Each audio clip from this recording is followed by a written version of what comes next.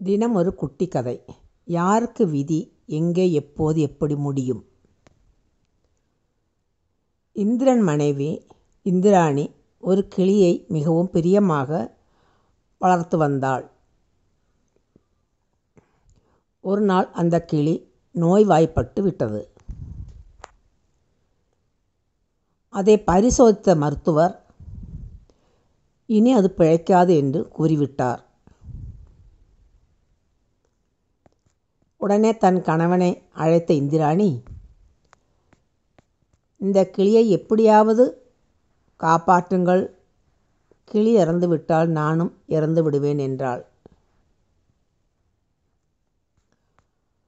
இந்திரன், கவலைப்படாதே இந்திராணி, நான் உடனே பிரம்மாவிடம் சென்று முறையிடுகிறேன்.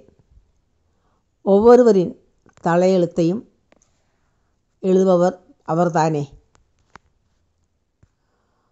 அவரிடம் சென்று கிளியின் தலையெழுத்தை மாற்றி எழுதி விடுவோம் என்று சொல்லிவிட்டு பிரம்மாவிடம் சென்று விஷயத்தை கூறினான். விஷயத்தை கேட்ட பிரம்மா, இந்திரா, படைப்பது மட்டுமே என் வேலை.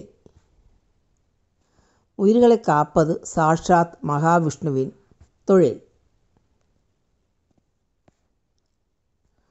நாம் அவரிடம் சென்று உதவி கேட்போம், வா, நானும் உன்னுடன் வருகிறேன் என்று இந்திரனை அழைத்து கொண்டு மகாவிஷ்ணுவிடம் சென்று விஷயத்தை தெரிவித்தார்.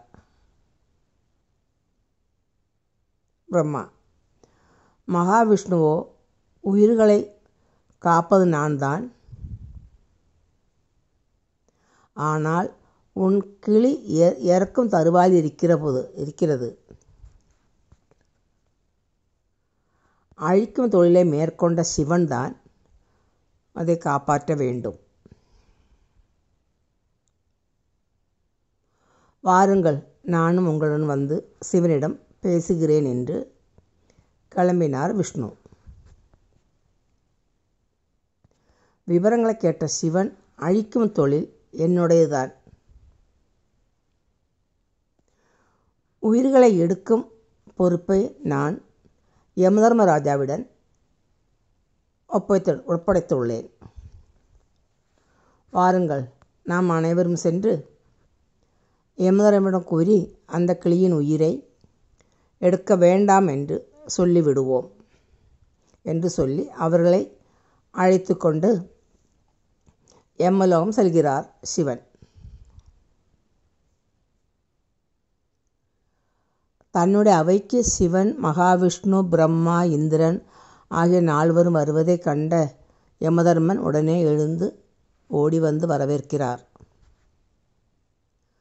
விஷயம் முழுவதையும் கேட்ட அவர், ஒவ்வொரு உயிரையும் எந்த நேரத்தில், எந்த சூழ்நிலையில், என்ன காரணத்தால் எடுக்க வேண்டும் என்ற காரணத்தை ஒரு ஓலையில் எழுதி ஒரு பெரிய அறையில் தொங்கவிட்டு விடுவோம்.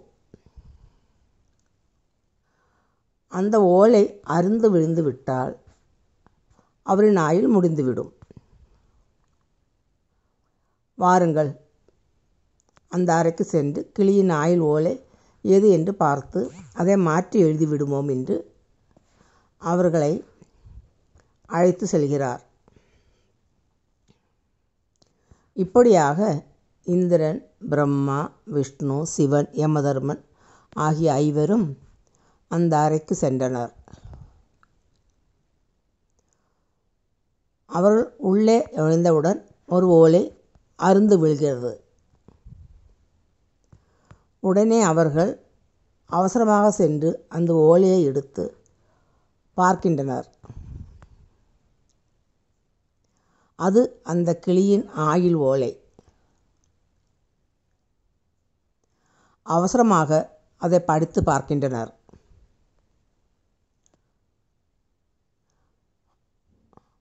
அதில் இந்திரன், பிரம்மா, விஷ்ணு, சிவன், யமதர்மன் ஆகிய 5 எப்போது ஒன்றாக இந்த அறைக்குள் நுழைகிறார்களோ அப்போது இந்த கிளி இறந்துவிடும் என்று எழுதப்பட்டிருந்தது.